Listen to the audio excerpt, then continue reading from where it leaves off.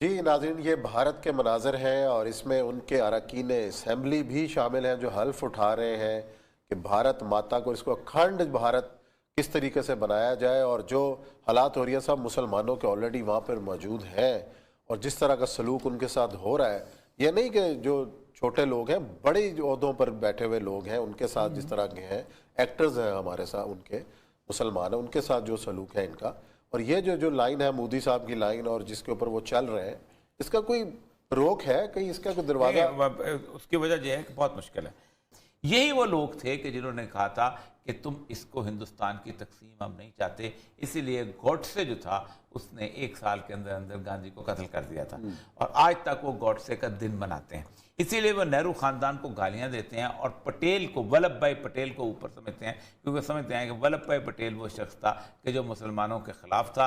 और इसीलिए उन्होंने, आप देखा होगा मोदी ने सबसे बड़ा मुजस्मा इस वक्त जो है वो गुजरात में लगाया है, वो वल्लभ भाई पटेल का मुजस्मा लगाया है, क्योंकि वो कहते थे हैं कि पटेल ही हमारी आरज़ू और उमंगों का तर्जमान था, क्योंकि पटेल ना होता तो ये कश्मीर जो था ये नेहरू ने दे दिया हुआ था। अच्छा। उसने भी ज़्यादा था कि चाहे जाए चाहे कश्मीर, वो उसने फिर फौजें भेजी, सब कुछ किया और आगे जाके, क्योंकि वो उस वक्त वजीर दिफा था नेहरू कैबिनेट के अंदर।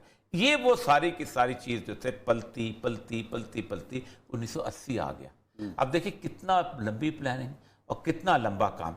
हिंदुओं के बारे में एक पूरे त्यौहार के अंदर ये बात थी कि कोई हिंदू जब त्यौहार पे जाए, बेचारे वो कुंभ के मेले में जाए या हरिद्वार के मेले में जाए, हथियार घर में छोड़ के आए। अच्छा। क्योंकि हथियार जो है ये लाजमी, उनका आप देखा होगा कि पंडित भी हथियार नहीं लेके चलते, उनके नांगे जो है वो तो कपड़े नहीं पहनते, तो सारे के सारे वो मेले के अंदर घूम रहे होते थे। लेकिन 1921 में उन्होंने कहा नहीं, हथियार बुनियादी तौर पर ये तो हमारे कौरव और पांडवों के अंदर हमारी कर्ण और अर्जुन की जो है वो रिवायत है, तो हम कर्ण और अर्जुन की रिवायत जो उसको छोड़ रहे हैं, तो हम तलवार लेके निकलेंगे। और हमारे राजा महाराजों की सूरत है, तो उन्होंने तलवार लेके बाकायदा मेलों में, कुंभ के मेले में, हरिद्वार के मेले में उसमें जाना शुरू किया। देखें 1921 में जब संगठन तहरीक आई है तो बरसगीर में 7 करोड़ मुसलमान थे और 22 करोड़ हिंदू थे। अच्छा जी। और एक शख्स का नाम था पंडित मदन मोहन मालवीय, इसने संगठन तहरीक शुरू की थी। संगठन तहरीक थी, ये कहती थी कि 22 करोड़ हिंदुओं को 7 करोड़ मुसलमानों से खतरा है। अंग्रेज आ चुका हुआ था और कहते थे कि हम इनका मुकाबला करेंगे गांव में, देहातों में, खंजर से, चाकू से, तलवार से, जिस तरह भी होगा हम एक काम करेंगे। लेकिन उसके साथ साथ 1921 में एक और शख्स था, स्वामी दयानंद सरस्वती, उसने एक तहरीक लगाई थी शुद्धि। शुद्धि कहते हैं पाकीज़ा करना किसी शख्स। उन्होंने कहा था कि देखिए वो नस्लें जो सदियों से बरसगीर पाक व हिंद में आबाद थीं, जैसे मसलन राजपूत हैं, जैसे मसलन इस तरह के और 2-3 छोटे छोटे जाट हैं, ये लोग हैं, ये जो मुसलमानों की आमद की वजह से दलित जो थे ये मुसलमानों की आमद के मुसलमान हो गए थे और राजे महाराजाओं को छोड़ गए थे, इनको हम वापस पाकीज़ा करेंगे, धर्म में लेके आएंगे। तो 1921 के अंदर इन दोनों तंजीमों का, दोनों का मोटो एक था, लेकिन दोनों के जो थे तरीक़ेकार मुख्तलिफ थे। शुद्धि से जो बच निकलता था उसको संगठन पकड़ लेती थी, और जो संगठन से भी निकलता था उसको फिर इलाका बदल कर दिया जाता था। इसी के अंदर से एक शख्सियत थी जिसने हिंदुत्व किताब लिखी थी, वो नाम था सावरकर। और सावरकर ने जो किताब लिखी थी उसकी बुनियाद पे 1925 में ये जो अभी ये लोग नजर आ रहे हैं, एक इलाका था शहर नागपुर। अच्छा। नागपुर में अपनी एक मुसल्लह तंजीम कायम की थी जिसका नाम था विश्व हिंदू परिषद।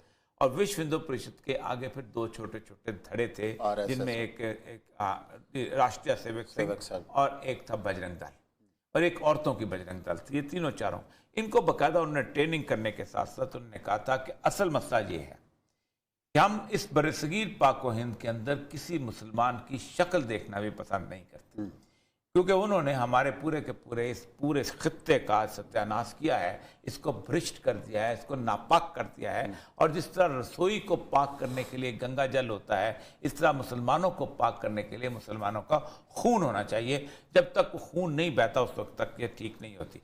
तो जो तो मुसलमान हो जाता है उसको रख लेते हैं, लेकिन उन लोगों के हम हिंदू होने को भी नहीं मानते। अगरचे कि अब वो एक जाफरी साहब हैं जो कि उनको शिया वक्फ के सरबराह थे, वो उनको मान लिया वसीम जाफर उनको मान लिया है। एक और साहब है वो भी गए हैं। हाँ वो एक और, हालांकि वो जाट हैं ना वराई हैं, वो तो सादात में से हैं। नौज़ बिल्लाह ये सूरत हाल आ गई है मुसलमानों के ऊपर। तो लेकिन उसके बावजूद भी इन्होंने कहा था इनको हमने बाहर निकालना है, या तो बाहर अरब में फेंक देना है, ये वापस अफगानिस्तान चले जाएं या ईरान चले जाएं, सऊदी अरब चले जाएं, जहां जाना चाहें चले जाएं, ये कहीं सरजमीन पर नहीं रहेंगे। 1925 के अंदर उन्होंने सबसे पहले एक कानून तोड़ा था अपने आप को साबित करने के लिए, और कानून अंग्रेज का बनाया हुआ ये था कि किसी मस्जिद के सामने से गुजरते हुए अगर कोई रथ यात्रा है या कोई और चीज़ है या कोई इवन जुलूस है, अच्छा, या कोई इवन शादी की तकरीब है, तो मस्जिद के सामने से नफीरियाँ और बांसे और बाजे और ये बंद कर दिए जाएंगे। मस्जिद गुजर जाए तो फिर उसके बाद आप बेशक उसको बजा सकते हैं। तो उन्होंने सबसे पहले वहाँ पर एक यात्रा निकाली थी और मस्जिद के सामने उन्होंने वो बैंड बजाए थे, जिस पर बाकायदा फसादात हुए थे और कुछ लोग गिरफ्तार हुए थे। लेकिन ये मुस्तकिल चलते रहे। अब देखें, कहा जाता है कि मुसलमानों ने बरसगीर को तकसीम किया, नहीं, मुसलमानों को रहने के काबिल रहने ही नहीं दिया गया था। 1925 से लेकर 1947 तक ये अपनी तंजीम को आहिस्ता आहिस्ता आहिस्ता आहिस्ता मजबूत करते रहे, और उसके मुकाबले के अंदर दो तंजीमें जो थी अंग्रेज ने बनाई थी, वो बेसिकली वो पाकिस्तान में, एक तो कांग्रेस थी, उसका भी पहला सदर जो अंग्रेज था, दूसरा मुस्लिम लीग का भी पहला सदर अंग्रेज था। अच्छा, जो तो उसका वो भी बेसिकली एक वेलफेयर किस्म की मूव। लेकिन फिर मुसलमान जो थे उसके अंदर उनकी लीडरशिप नवाब सलीमुल्लाह खान वगैरह ये लोग जब आए, फिर आगा खान वहाँ पहुँचे, तो उन्होंने बिल्कुल और तरह का। इसी तरह कांग्रेस की लीडरशिप जो थी वो भी हिंदू उनके नेहरू खानदान के हाथ में आ गई, और गांधी उनका बेसिकली परमात्मा और महात्मा और पता नहीं क्या बनता चला।